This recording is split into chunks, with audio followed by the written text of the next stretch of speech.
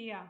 साथियों, आज के अंतर्राष्ट्रीय ई संगोष्ठी में एम्बेसडर श्री अखिलेश मिश्रा जी को अपने बीच पाकर हम बहुत ही गौरवान्वित महसूस कर रहे हैं।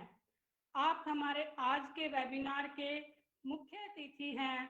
आप एक सफल अधिकारी के रूप में जाने जाते हैं। आप उच्च कोटि के साहित्यकार, चिंतक, विद्वान भी हैं। आपने हमारे निमंत्रण को सहर्ष स्वीकार किया और अपने व्यस्त समय में से हमें समय दिया। उसके लिए मैं आपका समस्त महाविद्यालय परिवार की ओर से कोटि कोटि धन्यवाद करती हूँ। समस्त महाविद्यालय परिवार आपका हमेशा आभारी रहेगा। आप किसी परिचय के मोहताज नहीं हैं। आपके महान व्यक्तित्व व कृतित्व के बारे में बोलना मेरे लिए सहज नहीं है। बहुत ही कम शब्दों में मैं आपका परिचय करवाकर आपसे आज के विषय पर बोलने के लिए सादर आमंत्रित करूंगी। आप वर्तमान में विदेश मंत्रालय में एडिशनल सेक्रेटरी के पद को सुशोभित कर रहे हैं। इससे पहले आप Indian council for cultural relations के महानिदेशक पद पर कार्यरत थे। आप मालदीव में एम्बेसडर ऑफ इंडिया रहे हैं। आप टोरंटो कनाडा में कौंसल जनरल ऑफ इंडिया रहे हैं। आप विदेश मंत्रालय में संयुक्त सचिव नेपाल व भूटान के साथ भारत के संबंधों के साथ काम करने वाले उत्तरी डिवीजन के प्रमुख रहे हैं। Kathmandu, Rome, San Francisco, Kabul, Afghanistan, Lima, Peru इत्यादि में deputy secretary, deputy high commissioner के पदों को सुशोभित कर चुके हैं।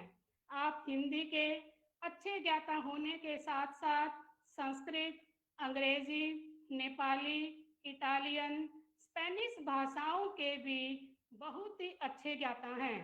आप भारतीय संस्कृति, दर्शन, कविता, योग व ध्यान में भी गहरी रुचि रखते हैं। ऐसे अनुभवी महाअनुभूति को अपने बीच पाकर आज हम बहुत ही गौरवान्वित महसूस कर रहे हैं। अब मैं बहुत ही आदर भाव से आपका स्वागत, अभिनंदन करते हुए आपको आमंत्रित करती हूँ कि आप आए और अपने विचारों को हम सभी के साथ साझा करें। एम्बेसडर श्री अखिलेश मिश्र जी।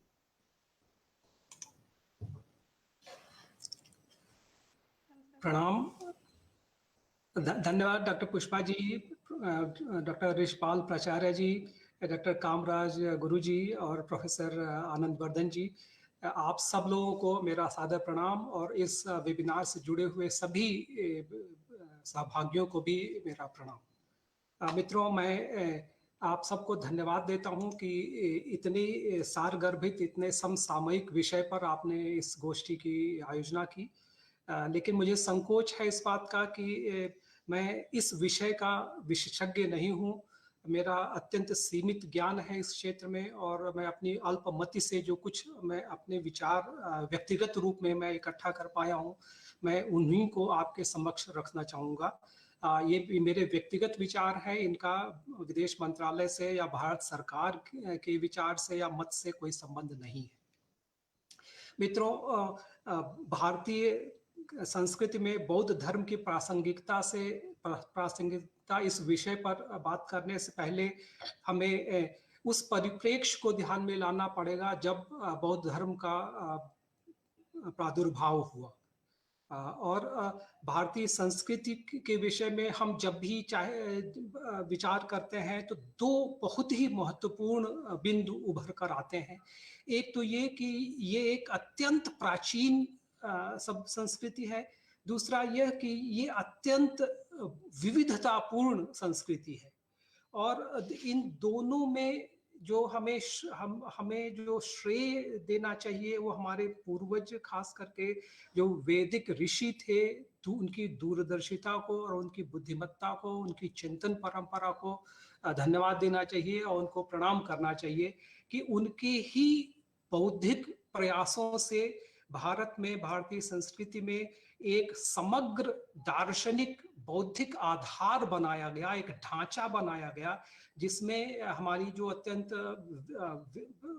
विविधता है, अत्यंत सौहार्दपूर्ण तरीके से, शांतिपूर्ण तरीके से, सहज रूप से सुव्यवस्थित होकर के रह सके, समावेशित हो सके।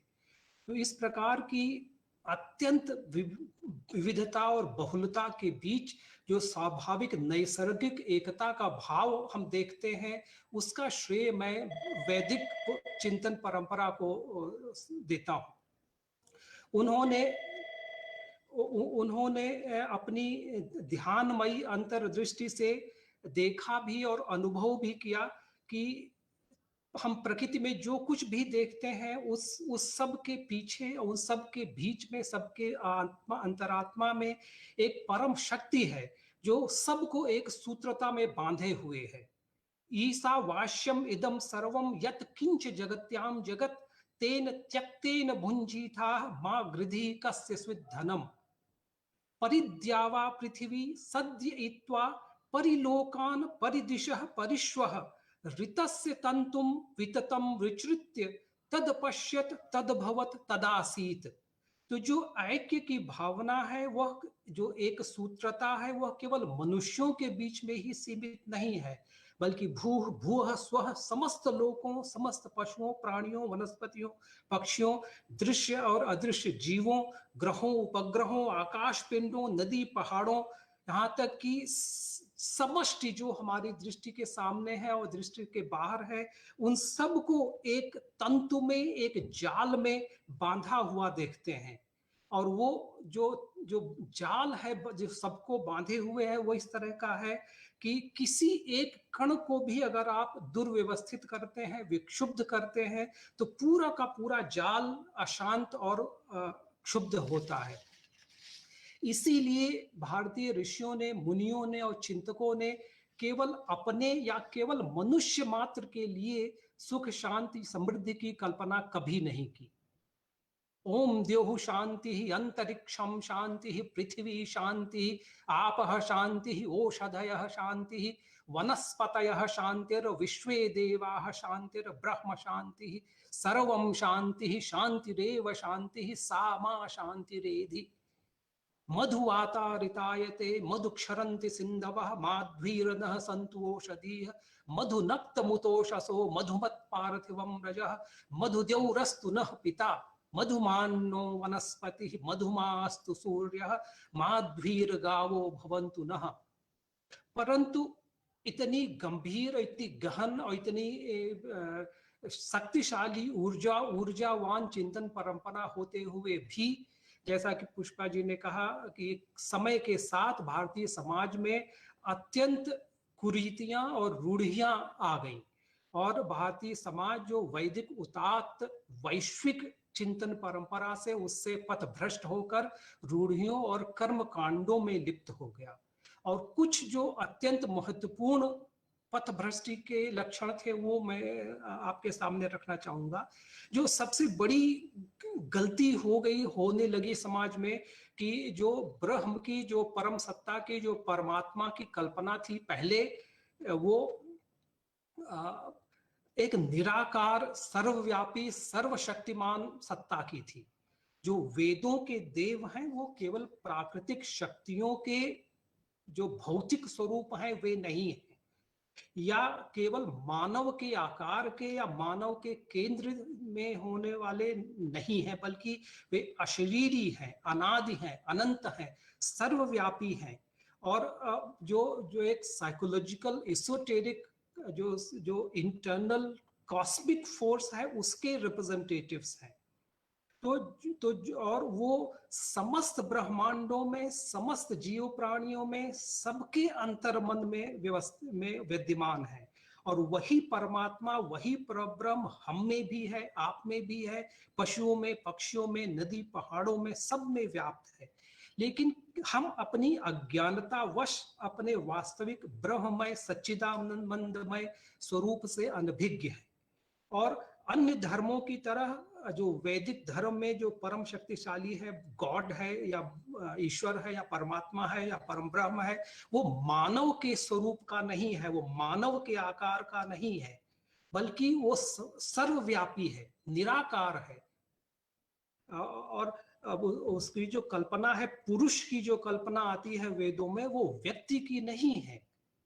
पूरी संसारे शेते सर्वमभिवाप्य वर्तते स पुरुषः परमेश्वरः सहस्र शीर्षा पुरुषः सहस्राक्षः सहस्रपाद।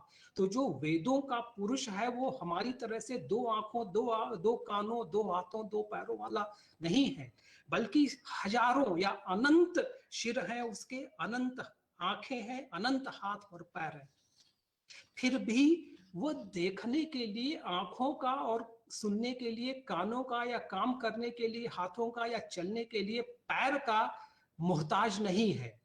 अपाणिपादो जवनो गृहीता पश्यत्य चक्षुः सशृणोत्यकरणः सवेत्ति वेद्यम न च तस्यास्ति वेत्ता तमाहुरग्रम पुरुषम महांतम। इंद्रम मित्रम वरुणमग्निमाहुरथो दिव्यः स सुपर्णा गरुत्मान एकम सद विप्रा बहुधा वदन्ति अग्निम यमम मातरिश्वान माहुः। जो अग्नि है, इंद्र है, मित्र है, वरुण है, गरुत्मान है, यम है, मातरिश्व है, अग्नि है, ये सब के सब एक ही ब्रह्म के विभिन्न स्वरूप हैं, विभिन्न गुण के द्योतक हैं। और अग्नि और जो जो हम वेदों में बहुत बार आता है, वो भौतिक आग या फायर नहीं है, बल्कि दृढ़ इच्छा शक्ति और विवेक बुद्धि का प्रतीक है, जो सभी क्रियाओं का शुभारंभ करता है। और इसीलिए उसको अग्नि की जो शब्द की जो उपज है वो अग्रे नयति, जो सबसे आगे आगे रहता है, आगे लेके चलता है, वो है। इसीलिए ऋग्वेद का जो पहला ही मंत्र है वो अग्नि को समर्पित है। अग्निमीड़े पुरोहितम यज्ञस्य देवम ऋत्विजम होतारम रत्नधातमम। तो अग्नि ही उस यज्ञ का पुरोहित है, और अग्नि ही उस यज्ञ का देव है, उसका ये ऋत्विक है, व्यवस्थापक है, होतार है, जो विभिन्न देवताओं का, विभिन्न शक्तियों का आवाहन करने वाला है। वैदिक यज्ञ में किसी भी पुरुष के पुरोहित होने की बात नहीं है। और तो जिस तरीके से हमने जो परम शक्ति की कल्पना थी, जो अभिधारणा थी वेदों को, उससे हट करके अगर हमने मानवाकार परमात्मा की कल्पना को वरीयता देने लगे, तो उसका एक जो सबसे बड़ा और सबसे घातक दुष्परिणाम ये हुआ कि हम अगर पुरुष को, जो वेद के पुरुष है, उसको अपने शरीर जैसा मान लेते हैं, तो उसका जो सीधा दुष्परिणाम ये हुआ कि हमारे समाज की जो व्यवस्था थी वो गुण के आधार पर वर्णों की अभिधारणा से थी। उसकी बजाय वो जन्मना विभाजित और जन्मना कई स्तरों में, जातियों में बट गई हमारी समाज व्यवस्था।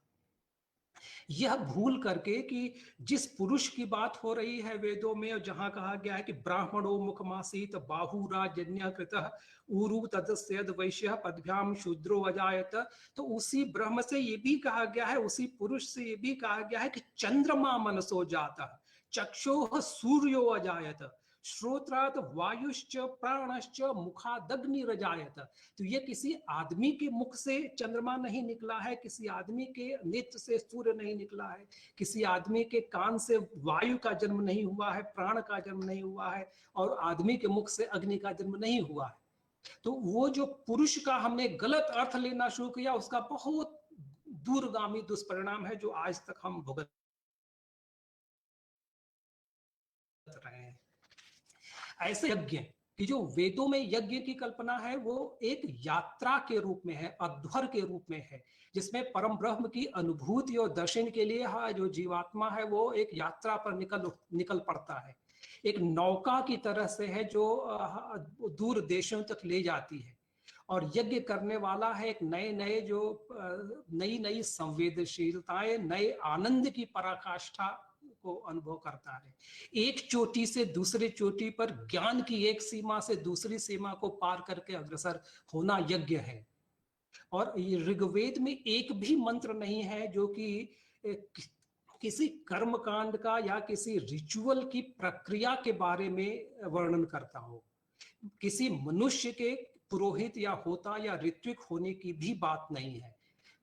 वेदों के यज्ञ में अग्नि, जिसको मैंने कहा कि ये विचार से संबंधित है, हमारे दृढ़ इच्छा शक्ति का द्योतक है और विवेक का द्योतक है, वो यज्ञ का पुरोहित होता है, होता है, ऋत्विक होता है।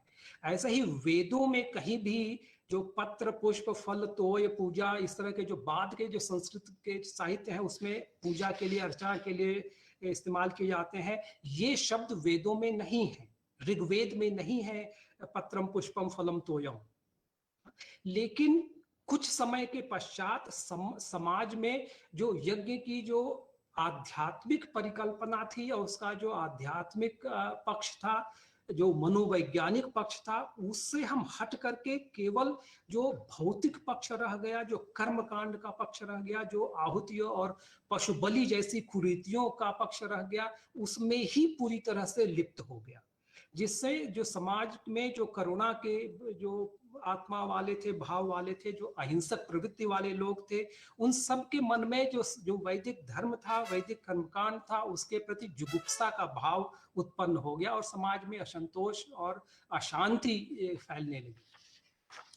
ऐसे ही तीसरा जो दुष्परिणाम हुआ वेदों के जो मूल पथ है उनसे हटने का, कि वेदों की ऋषियों की दृष्टि में ज्ञान पर सबका अधिकार था, सभी सुपात्रों का कम से कम अधिकार था, और ऋषियों की प्रवृत्ति थी कि वो सबके कल्याण के लिए निरंतर आजीवन प्रयत्न करते रहे। संगच्छध्वम संवदध्वम समवो मनांसि जानताम देवा भागम यथा पूर्वे संजा नाना उपासते। तो जो वेदों के जो ऋषियों की कल्पना थी, समाज में किसी को पीछे छोड़ करके आगे बढ़ने की नहीं थी, बल्कि सबको, समस्त को साथ लेकर के आगे बढ़ने की थी। यथेमाम वाचम कल्याणी मावदानि जनेभ्यः ब्रह्मराजन्याभ्याम शूद्राय चार्याय च स्वाय चारणाय च। जो हमारी ये वाणी है, वाक शक्ति है, वो सभी जनों की कल्याण के लिए प्रेरित हो, चाहे ब्रह्म हो, जो ब्राह्मण हो, या राजन्य हो, या शूद्र हो, वैश्य हो। आर्याय च स्वाय चारणाय च, जो आर्य है उनका भी कल्याण करे, जो अनार्य है उनका भी कल्याण करे, जो अपने हैं उनका भी और जो पराये हैं उनका भी। लेकिन धीरे धीरे जो कर्मकांडी जो पुरोहित वर्ग था, उसने अपने स्वार्थ सिद्धि के लिए जो रिचुअल्स है उसको इतना कॉम्प्लिकेटेड कर दिया, जटिल कर दिया, कि बिना उनकी मध्यस्थता के कोई एक व्यक्ति यज्ञ कर ही नहीं सकता। तो और उन्होंने ज्ञान को सीमित संकुचित करके रख दिया कि केवल कुछ ही लोग जो उनके परिवार के हैं या उनके शिष्य हैं, वे ही ज्ञान का, यज्ञ का, वेदों का सही अर्थ समझ पाएंगे। और वेदों की ये परंपरा भी रही है कि त्रयो अर्थाः सर्व वेदेषु, कि वेदों में हमेशा 3 अर्थ होते थे, और अपनी अपनी ग्रहण शक्ति के अनुसार व्यक्ति उसका अर्थ ग्रहण करता था। कोई केवल भौतिक पक्ष में लेता था, कोई आधिदैविक पक्ष में, कोई आध्यात्मिक पक्ष में। तो जिसकी जैसी रुचि होती है, जिसकी जैसी ज्ञान की स्थिति होती है, वो उसके हिसाब से वो अर्थ निकालता था। और परोक्ष प्रिया ही देवा, कि जो बुद्धिमान, जो बहुत विशारद है, ज्ञानी लोग हैं, वो सांकेतिक भाषा में काम करते थे, सीधे सीधे ब्लंट लैंग्वेज में बात नहीं करते थे। तो इसका भी ये परिणाम हुआ कि कुछ समय के बाद जो सामान्य जन था, जो जन समुदाय था, वो केवल सतही जो आंखों से दिखने वाला जो प्रक्रिया है, केवल उसी को समझ पाता था, और उसके पीछे जो गंभीर दार्शनिक आध्यात्मिक पक्ष था उससे हम अनभिज्ञ होता गया। जो बहुल जनसंख्या थी वो उनसे अनभिज्ञ होती गई। तो जैसा कहते हैं कि यदा यदा हि धर्मस्य ग्लानिर्भवति भारत अभ्युत्थानम अधर्मस्य तदात्मानं सृजाम्यहम्। तो जैसे जैसे हमारे यहाँ जो धर्म का जो असली पक्ष है उससे लोग हटने लगते हैं, तो उसको फिर से रास्ते पर ला करके किसी को एक महामानव की या किसी अवतार की पृथ्वी पर अवधारणा होती है, वो उत्पन्न होता है। तो वही समय मुझे याद आता है कि जब हम अपने रास्ते से हट रहे थे तो हमको हमारा पथ दर्शन करने के लिए बुद्ध प्रकट हुए हमारे बीच में, समाज में। और मैं इस पे प्रकाश डालना चाहूंगा कि किस बुद्धिमत्ता से, किस दूरदर्शिता से बुद्ध ने जो वैदिक काल में, जो वैदिक परंपरा में जो कुरीतियां आ गई थी, उनसे कैसे हमें मुक्ति दिलाई। पहला तो ये कि जो एक ब्रह्म, और जो कि अब एक ही सर्वव्यापी ब्रह्म, निराकारी ब्रह्म की जगह जो अनेक देवताओं की कल्पना होने लगी कि अग्नि अलग हो गए, इंद्र अलग हो गए, वायु अलग हो गए, रुद्र अलग हो गए, जबकि पहले वो सब के सब एक ही ब्रह्म के गुणों के द्योतक थे। लेकिन बाद में समाज में एक एक दैवी शक्ति को अपना लोग आराध्य मानने लगे और उसमें सब द्वंद्व में फंस गए कि हमारा देव है वो आपसे बढ़कर है। तो बुद्ध ने बहुत ही बुद्धिमत्तापूर्ण निर्णय ये किया कि वो ईश्वर की सत्ता के विषय में हमेशा मौन रहे। तो इससे उन्होंने जो देवी देवताओं को लेकर के जो व्यर्थ का विवाद था और जो गुटबंदी समाज में होती थी, जो विभाजन समाज में होता था, उससे मुक्ति पाई। और उन्होंने देवी देवताओं की पूजा की मनाही की। दूसरी विशेषता ये थी कि यज्ञ जैसा, यज्ञ दूषित हो चुका था, वह यज्ञ की कल्पना दूषित हो चुकी थी, तो उन्होंने उसका घोर विरोध किया। और खास करके जो पशु बलि प्रारंभ हो गया था, वो जो मुख्य अंश हो गया था यज्ञ का, उसका उन्होंने घोर विरोध किया।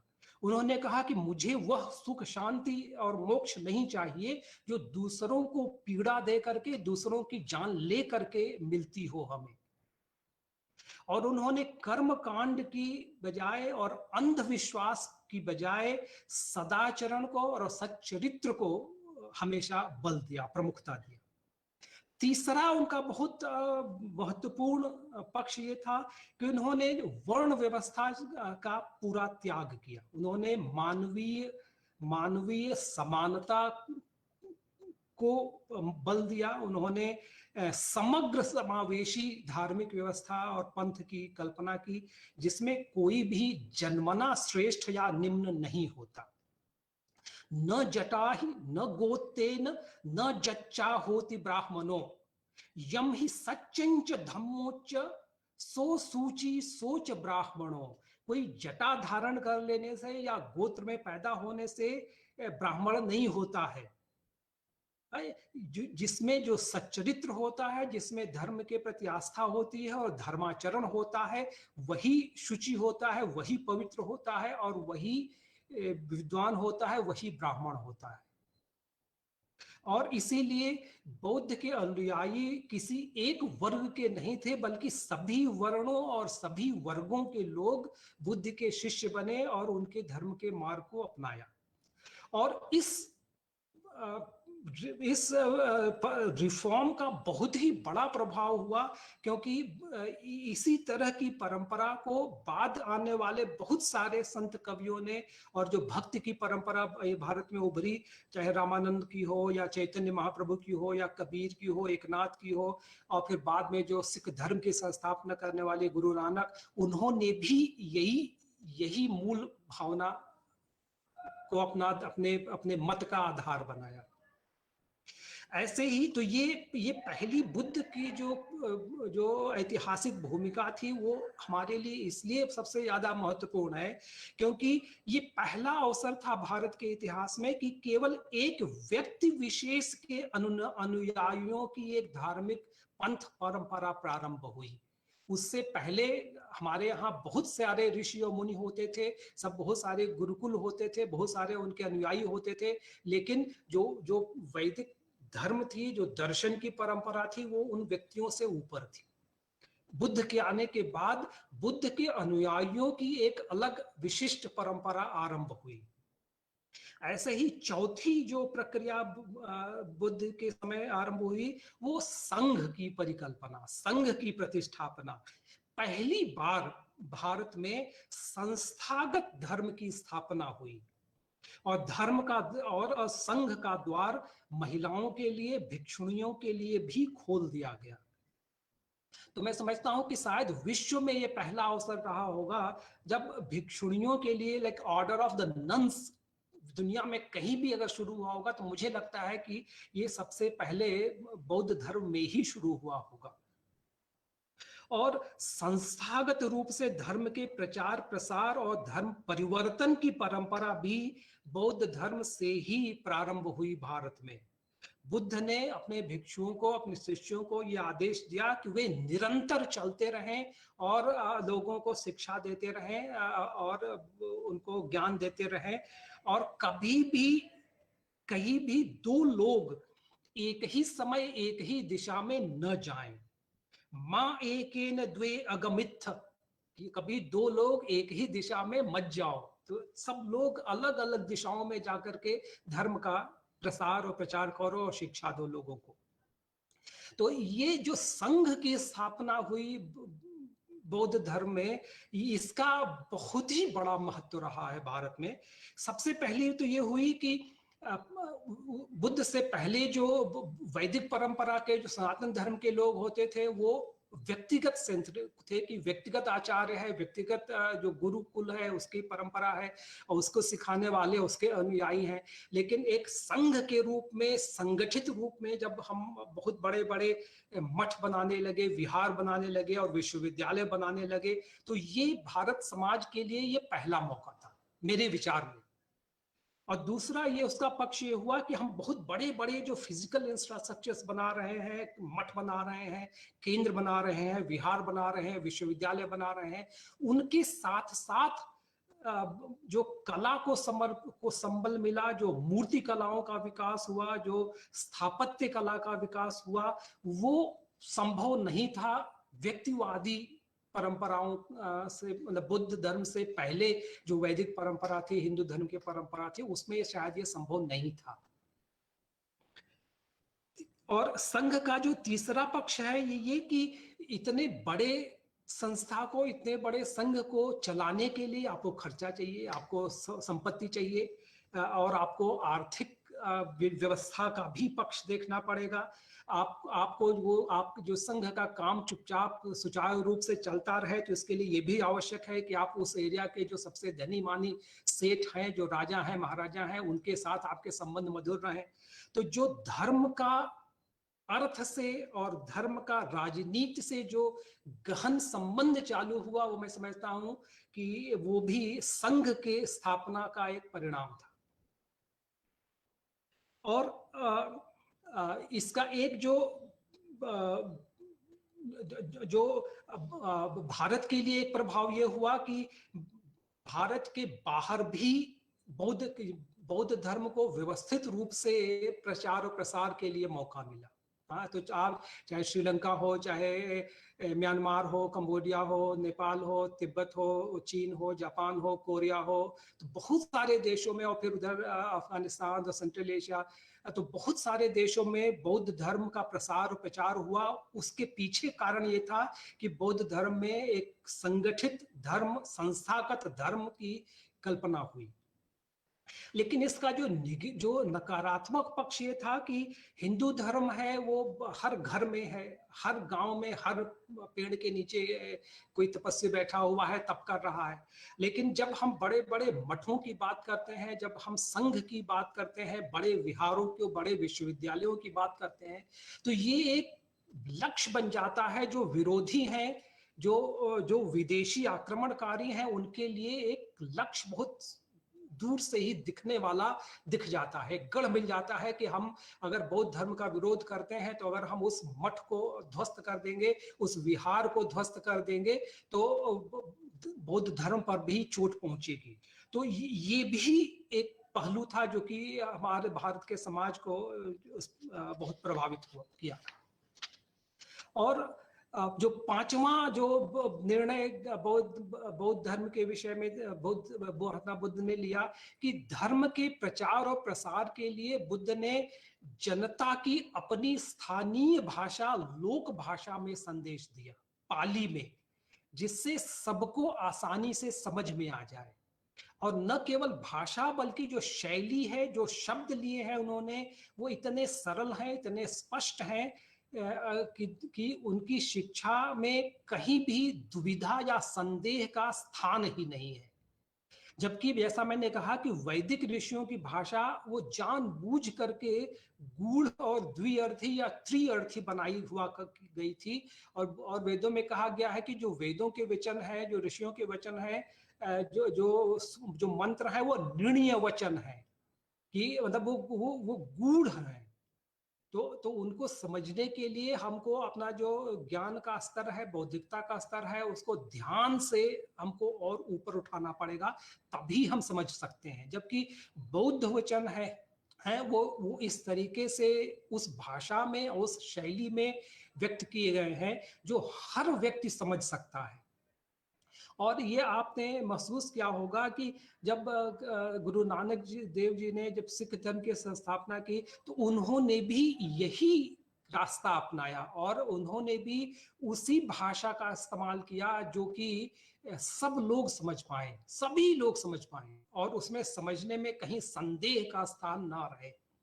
ऐसे ही बाद में जब संस्कृत के प्रकांड विद्वान तुलसीदास जी ने भी जब राम की कथा लिखने का प्रयत्न किया, तो उन्होंने संस्कृत में नहीं लिखा, जबकि उन्हें संस्कृत में धारा प्रवाह गति प्राप्त थी और संस्कृत के बहुत बड़े विद्वान थे।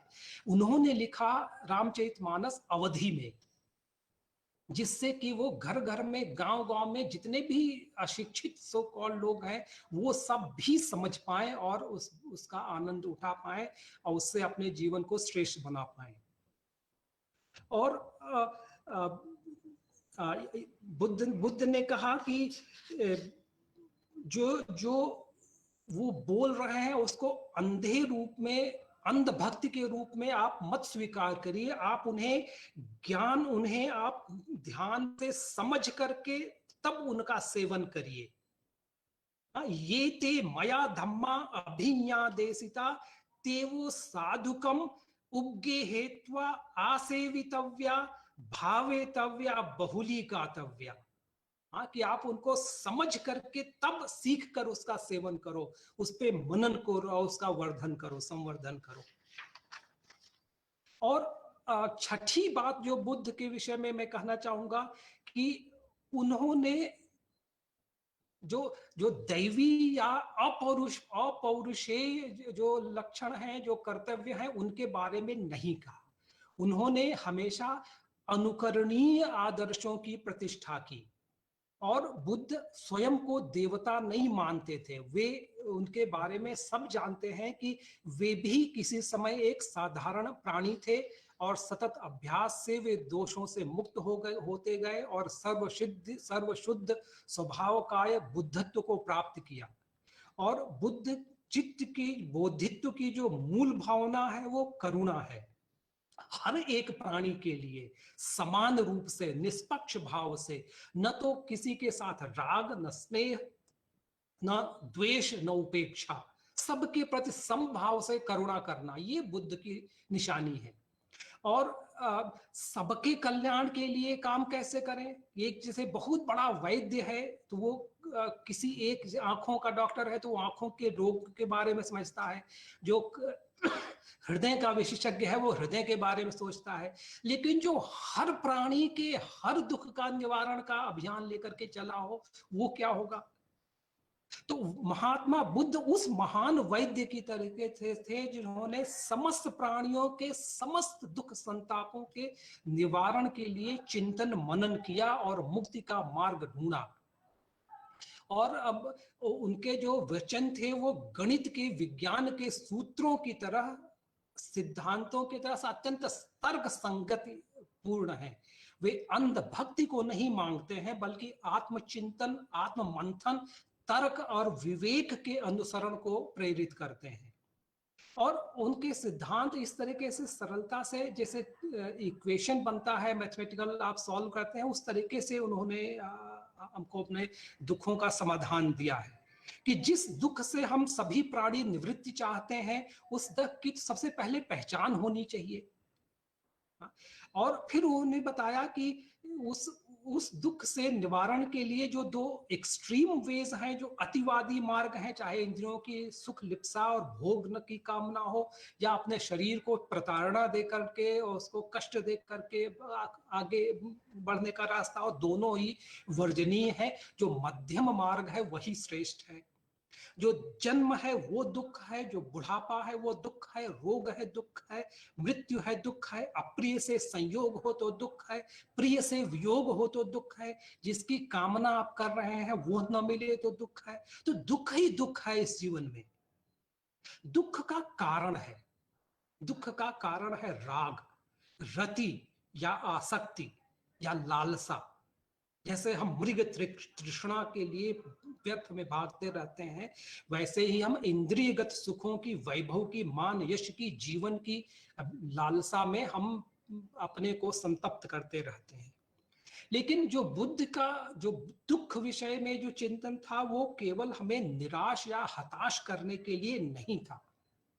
उन्होंने वैद्य की तरह रोग को पहचाना और उसका कारण जानकर उसके निवारण, उसके निरोध के लिए उपाय बतलाया। नत्थि राग समो अग्नि, नत्थि दोष समो गहो, नत्थि मोह समम जालम, नत्थि तणहा समा नदी, मां पियेसि समागंचि अप्पियेसि कदाचन, पिया दस्सनम दुखम अप्पियांच दस्सनम। कि जो अप्रिय है उसको देखो तब दुख होता है, जो प्रिय है उसको न देखो तब दुख होता है। तो इसलिए राग, द्वेष, घृणा और वैर भाव से हमें दुख उत्पन्न होता है, और वो उत्पन्न होते हैं अज्ञानता से।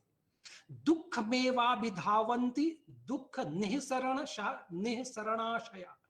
हम दुख के निराकरण के ही प्रयास में दुख के पीछे भागते जाते हैं। सुखे छैव सम्मोहात स्वसुखम घ्नन्ति शत्रुवत। हम सुख की ही कामना करते हैं, लेकिन अपने ही शत्रु के तरह से अपने ही सुखों पर हम आघात करते हैं। इसीलिए जब बुद्ध के वचन ने जो ज्ञान के और बोध के, प्रज्ञा की प्राप्ति के लिए, विकास के लिए प्रेरित करते हैं, और प्रतीत्य समुत्पाद की जिसकी पराकाष्ठा है, उसके लिए हमें मार्ग दिखाते हैं। जो बौद्ध धर्म की जो शून्यता है वो रिक्त या वैक्वस नहीं है, बल्कि ये भावना है कि कोई भी चीज अपने आप में स्वतंत्र नहीं है। तो जब वो किसी अपनी अस्तित्व के लिए किसी कारण पर निर्भर है तो वो शून्य है। जो दिखाई देता है वो सत्य नहीं है, वो मिथ्या है। जो परम सत्य है उसको देखने के लिए हमें बुद्धत्व की ओर, बोध की ओर जाना पड़ेगा। तो ये मैं इसलिए कह रहा हूं क्योंकि बुद्ध धर्म का जो प्रभाव पड़ा है आने वाले समुदाय पर, ये महत्वपूर्ण है। क्योंकि बुद्ध ने जिस तरीके से प्रतीत्य समुत्पाद और शून्यता की कल्पना की और उसका संदेश दिया, अगर उसी संदेश में हम बुद्धत्व की जगह आत्मज्ञान या ब्रह्म ज्ञान को रख दें, तो ये शंकर, आदि शंकर का जो अद्वैत है वो बन जाता है। तो इसीलिए शंकर को प्रच्छन्न बौद्ध भी कहते हैं। और ये भी एक बहुत महत्वपूर्ण पक्ष है कि जैसे बुद्ध ने संघ की स्थापना की, वैसे ही आदि शंकर ने भी भारत में 4 पीठों की स्थापना की, जो कि धर्म के केंद्र बने बाद में। ऐसे ही दुख का जो कारण है उस पे बुद्ध ने काफी चिंता और चिंतन और मनन किया। उन्होंने बताया कि जो दुख का जो मूल कारण है वो बाहर नहीं है, बल्कि हमारे ही मन में, चित्त में है। मनोपुब्बंगमा धम्मा मनोसेट्टा मनोव्यया मनोमया, मनसा चे प्रसन्नेन भासति वा करोति वा ततो न सुखम मन्वेति, मनसा चे पुदुष्ठेन भासति वा करोति वा ततो नम दुख मन्वेति। तो जो बाहर के जो है पदार्थ हैं, उनसे हमें दुख नहीं मिलता है। जब हम चित्त की अवस्था इस तरीके से होती है कि हम प्रसन्न चित्त से कुछ काम करते हैं, करुणा की भावना से काम करते हैं तो हमें सुख मिलता है। अगर हम किसी द्वेष की भावना से काम करते हैं, उसी पदार्थ को देखते हैं तो हमें कष्ट मिलता है। तो चित्त की अवस्था के अनुसार ही बाहरी पदार्थों से हमारे ऊपर सुख या दुख का प्रभाव होता है। अतः जो मूल कारण है वो दुख का वो चित्त है। अतः दुख और सुख के भावों का निरोध भी, निराकरण भी बाहर जगत में नहीं है, बल्कि अपने भीतर चित्त के ही संकुचन से और उसके ऊपर अंकुश लगाने से ही संभव है। बाह्या भावा मया तद्वत शक्या वारयितुम नहि स्वचित्तम वारयिष्यामि किमान्याय ही निवारतैः है। जो बाहरी सभी वस्तुएं हैं उनको तो अपनी इच्छा के अनुसार हम नहीं बदल सकते, नहीं रोक सकते, परिवर्तित कर सकते हैं। अगर हम अपने ही चित्त को बाहरी विषयों में भ्रमण करने से रोक ले तो सभी बाहरी पदार्थों का प्रभाव अपने आप समाप्त हो जाएगा। कियतो मारयिष्यामि दुर्जनान गगनोपमान मारिते क्रोध चित्ते तु मारिताः सर्वशत्रवः। कि धर्म के अभ्यास के लिए हमको शांति मिले, इसके लिए जो हमारे असंख्य दुष्ट प्राणी हैं उनका हम नाश कैसे करें। जो अनंत दुष्ट लोग हैं उनका हम विनाश नहीं कर सकते हैं, उनका सबका अंत संभव नहीं है। परंतु यदि हम एक अपने क्रोधी चित्त को ही वश में कर ले तो उसका प्रभाव वही होगा जो कि सारे जो हमारे दुख देने वाले प्राणी हैं उनका अंत हो जाए। ऐसे ही जो जो जो दुख के पीछे सुख के खोज में हम दुख के पीछे भागते हैं, उसका कारण यह है कि हम स्वार्थमय प्रवृत्ति से भागते हैं। ये केचित दुखिता लोके सर्वे ते स्वसुखेच्छया, ये केचित सुखिता लोके सर्वे ते अन्य सुखेच्छया। सभी दुख आत्म स्नेह के कारण अपने सुख की इच्छा में रति होने से प्राप्त होती है। जो सभी सुख हैं वे परोपकार की इच्छा से प्राप्त होते हैं। ऐसे ही हम जो द्वेष करने लगते हैं कि कोई हमारा सत्कार कर रहा है, कोई हमारी आलोचना कर रहा है तो उसके प्रति हम राग या द्वेष रखते हैं, वो भी व्यर्थ है। स्तुतिर यशो सत्कारो न पुण्याय न चायुषे न बलार्थम न चारोग्ये न च काय सुखाय च।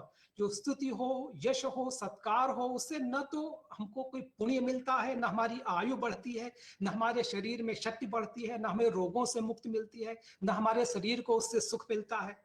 जो यश की अभिलाषा है उसमें कोई गुण नहीं है, उसमें अनेक दोष है। क्योंकि यश के लिए कोई दान दे करके निर्धन हो जाता है, कोई लड़ाई में जाकर के यश के लिए अपने प्राण दे देता है। लेकिन यश जो है वो तो केवल शब्द मात्र है, इसलिए वह निस्सार है, इसीलिए उसे लोक परलोक में कोई फायदा नहीं है। तो इसीलिए जो हमारे लिए हमारे गुणगान करता है या हमारे प्रति कटु वचन कहता है, दोनों के प्रति हमें समभाव होना चाहिए। और जो लोग स्तुति से या निंदा से प्रसन्न या अप्रसन्न होते हैं वे बच्चों के तरीके से हैं, जैसे जो कि बालू के घर गिर जाए तो वो फूट फूट कर चिल्लाने लगता है। यथा पांच गृहे भिन्ने रोदति आर्त रवम शिशु तथा स्तुतिर यशो हानो स्वचित्तम प्रतिभाति में। कि जैसे बालू का घर गिर जाए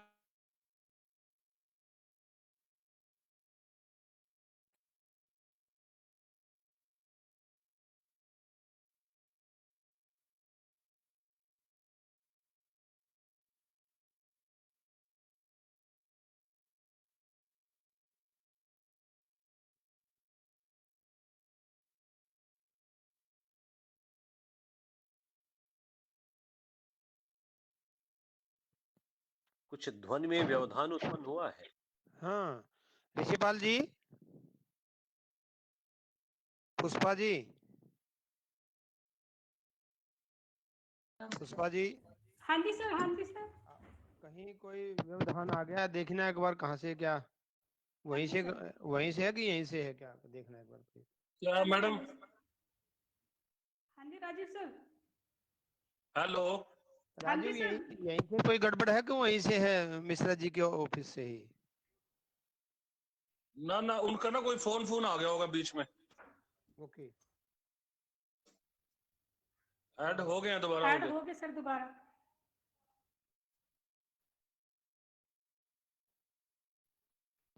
हाँ जी सर। सर आपकी आवाज नहीं आ रही सर। हेलो। मिश्रा जी आपकी आवाज नहीं आ रही।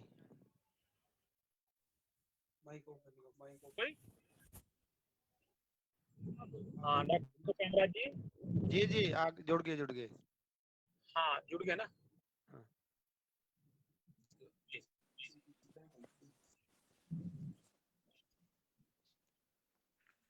जी क्षमा करें, हमारे यहाँ बिजली चली गई थी। हाँ कोई नहीं सर, कंक्लूड करो सर। जी जी जी जी जी जी, जी। तो मैं कह रहा था कि बुद्ध के वचनों के अनुसार अपने यश या निंदा से प्रभावित होना बच्चे की तरह से है, जो कि बालू के घर बनाता है और अगर वो गिर जाता है तो वो फूट फूट कर रोना शुरू कर देता है। और जो बुद्ध के वचन में एक बहुत ही महत्वपूर्ण पक्ष आता है, वो ये है कि उन्होंने जो कल्याण की कल्पना की, वो अपने या किसी व्यक्ति के कल्याण की नहीं, बल्कि बहुजन हिताय बहुजन सुखाय लोकानुकंपाय, इस प्रवृत्ति से उन्होंने अपने लोगों को शिक्षा दी। जगत हिताय बुद्धो ही बोधिमाप्नोति शाश्वतम, कि जगत के हित के लिए ही महात्मा बुद्ध ने बौद्ध जो ज्ञान है वो प्राप्त किया। भुखवे ये ते मया धम्मा अभिज्ञादेशिता, ये वो साधुकम उग्गहेत्वा आसेवित्या भावितेव्या बहुलीकतेव्या यदविदम ब्रह्मचर्यम अध्ययनम अदस्य चरित्रितम यदस्य बहुजन हिताय बहुजन सुखाय लोकानुकंपाय अत्थाय हिताय सुखाय देव मनुस्सानम, कि मैंने जो धर्म जान करके उपदेश दिया है, तुम अच्छी तरह उसका सीख कर सेवन करो, उसके मनन करो, उसको बढ़ाओ, जिससे कि ये जो आचरण है वो चिरस्थायी हो, और ये आचरण बहुजन हिताय बहुजन सुखाय लोकानुकंपार्थ हो, जो मनुष्य और देव हैं सबके अर्थ हित और सुख के लिए हो। और उन्होंने बहुत ही प्रैक्टिकल एग्जाम्पल दिया है कि हस्तादि भेदेन बहु प्रकार कायो यथैकः परिपालनीय तथा जगत भिन्नम अभिन्न दुख सुखात्मकम सर्वमिदं तथैव कायस्यैव अवयवत्वेन यथा भीष्टाः करादयः जगतो अवयवत्वेन तथा कस्मान्न देहित, जैसे हाथ और पैर जो शरीर के अंग हैं उनको सब हम समान रूप से प्रेम करते हैं, वैसे ही जितने भी यहाँ प्राणी हैं जगत में वो सब उस जगत के अवयव हैं, जगत के अंग हैं, इसीलिए सबको अपना समझकर उन सब के कल्याण के लिए प्रयास करना चाहिए और निष्पक्ष भाव से आचरण करना चाहिए।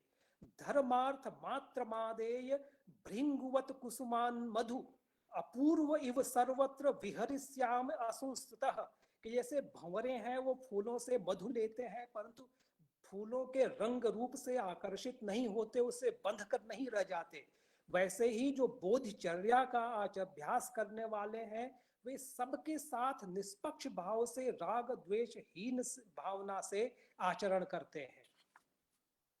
और जो हमें विरोध करना है वो व्यक्ति का नहीं करना है बल्कि द्वेष भावना का करना है, कि मुख्यम दंडादिकम हित्वा प्रेरके यति कुप्यति द्वेषेण प्रेरितः सोपि द्वेषे द्वेषोस्ति मे वरम, कि जैसे कोई डंडे से हमको पीटता है तो हम डंडे को वापस नहीं पीटते हैं, उस पे क्रोध नहीं करते हैं, बल्कि जिस डंडा जिसके द्वारा प्रयोग किया जा रहा है उस पे हम क्रोध करते हैं।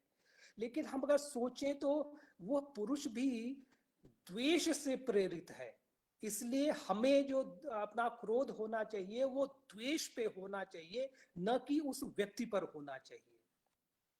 और बुद्ध ने ये भी हमको संदेश दिया और कि प्रतिमा स्तूप सद्धर्म नाशका क्रोश केशेषु न युज्यते मम द्वेषो बुद्धादीनाम न ही व्यथा, कि चाहे कुछ लोग हैं जो कि हमारे बारे में गलत तो बोलते ही है, हमारे धर्म के बारे में भी गलत बोलते हैं, हमारी जो आस्था का प्रतिमा स्वरूप है उसको भी गलत बोलते हैं, स्तूप पे आक्रमण करते हैं, धर्म का नाश के लिए प्रयास करते हैं, उसकी निंदा करते हैं। तो उनके प्रति भी हमें द्वेष की भावना नहीं होनी चाहिए, क्योंकि क्योंकि उनके इन कृत्यों का बुद्ध पर तो कुछ प्रभाव नहीं पड़ता है।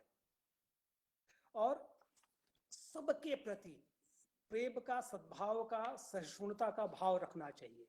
और ये जो मैं समझता हूँ कि जो बौद्ध धर्म की बहुत बड़ी विशेषता है कि जो विकास की जो प्रक्रिया है उसका पूरा का पूरा उत्तरदायित्व तो व्यक्तिगत है और व्यक्तिगत प्रयास की अनिवार्यता है। मनुष्य ही अपना रक्षक है, दूसरा कोई उसकी रक्षा नहीं कर सकता। अत्ता ही अत्तनो नाथो, को ही नाथो परोसिया, अत्तना ही सुदंतेन नाथम लभति दुर्लभम, शुद्धि अशुद्धि पच्यंतम नान्यो अन्यस्य विशोधये। अपने को पवित्र या अपवित्र, शुद्ध या अशुद्ध रखना दोनों स्वयं पर निर्भर करता है, कोई दूसरा व्यक्ति किसी दूसरे को शुद्ध या अशुद्ध नहीं कर सकता।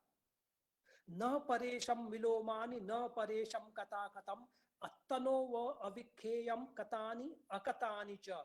दूसरों को नहीं बल्कि अपने ही कृत्यों और कृत्यों को देखो और उनको सुधारो।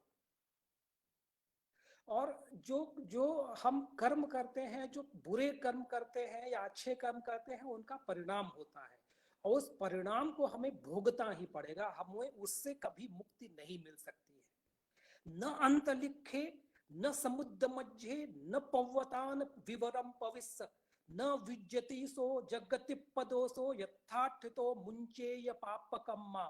चाहे आप अंतरिक्ष में जाकर के छुप जाएं या समुद्र के बीच में छुप जाएं या पहाड़ों में किसी गुफा में छुप जाएं, कोई ऐसी जगह नहीं है जहां आप अपने पाप कर्मों से मुक्ति पा सके। और मित्रों, केवल ज्ञान ही पर्याप्त नहीं है। वैद्योपदेशात् चलतः कुतोस्ति भैषज्य साध्यम निरामयत्वम। जैसे वैद्य का कहना न मान करके केवल औषधि के बारे में जान लें, केवल औषधि के ज्ञान से ही तो हमारा रोग दूर नहीं होगा। बिना धार्मिक शिक्षाओं के, अभ्यास के, केवल धर्म के ज्ञान मात्र से हमें मुक्ति नहीं मिल सकती है। और जो हमारे जो पाप कर्म है उनकी शुद्धि हमें स्वयं ही करनी पड़ेगी, उसमें बुद्ध भी स्वयं हमारी मदद नहीं कर सकते हैं।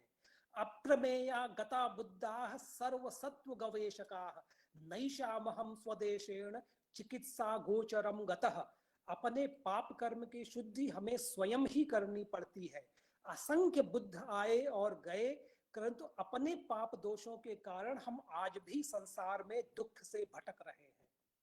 नहीं वीर्यम विना पुण्यम यथा वायुम विना गति, कि बिना हमारे अथक प्रयास से हमें बुद्धत्व या ज्ञान नहीं प्राप्त हो सकती है। जैसे दीप की ज्योति है वो बिना वायु के नहीं जलती। और बुद्ध के जो अंतिम वचन थे वो बहुत महत्वपूर्ण है। आमंतयामि यो वो वय धम्मा संखारा अपमादेन संपादेति, कि जो संसार के जो कृत वस्तु हैं वो सारे व्यय धर्मा हैं, नाशवान हैं। इसीलिए अप्रमाद के साथ, बिना आलस्य के साथ अपने जीवन के लक्ष्य का संपादन करो। यो वो आनंद मया धम्मोच विनयोच देशितो ऐयत्तो सो वो ममच्चेन सत्थाति, कि अब हमारा गुरु नहीं रहा है मेरे मृत्यु के बाद, ऐसा मत समझना। मैंने जो धर्म और विनय के उपदेश दिए हैं, जो ज्ञान विहित किए हैं, वही तुम्हारे लिए भविष्य में गुरु हैं। तो ये देखिए कि बुद्ध का जो वचन था वो गुरु बन जाएंगे बाद में। यही परंपरा बाद में जब सिख धर्म के संस्थापक नानक ने किया तो उन्होंने भी जो पुराने संत थे और जो गुरु थे उनके वचनों को ही भविष्य में गुरु माना। तो वचन को गुरु मानने की परंपरा बुद्ध ने शुरू की। और बुद्ध के वचन हैं वो कालातीत हैं, सार्वभौमिक हैं, शाश्वत मूल्यों वाले हैं। उनका अनुसरण किए बिना, राग स्वार्थ द्वेष को त्याग कर मैत्री करुणा और क्षमा भाव को अपनाए बिना हमें दुखों से मुक्ति संभव नहीं है, न थी न है न होगी। आत्मानम अपरित्यज्य दुखम त्यक्तुम न शक्यते, यथाग्निम अपरित्यज्य दाहम त्यक्तुम न शक्यते, कि बिना हम जो स्वार्थ केंद्रित भाव है उसको त्यागे बिना हम दुख से अपना पीछा नहीं छुड़ा सकते हैं। जैसे कि अगर हम अब आग हमारे हाथ में है, अगर उसको आग को बिना दूर किए हम अपने हाथ जलने से नहीं बचा सकते हैं। तो मित्रों, मैं एक बार फिर से आप सब लोगों को धन्यवाद देता हूं, डॉक्टर कामराज गुरु जी को और प्राचार्य जी को और इस कॉलेज को हृदय से धन्यवाद देता हूं कि उन्होंने इतने महत्वपूर्ण विषय पर इस संगोष्ठी का आयोजन किया और मुझ जैसे अल्प ज्ञानी को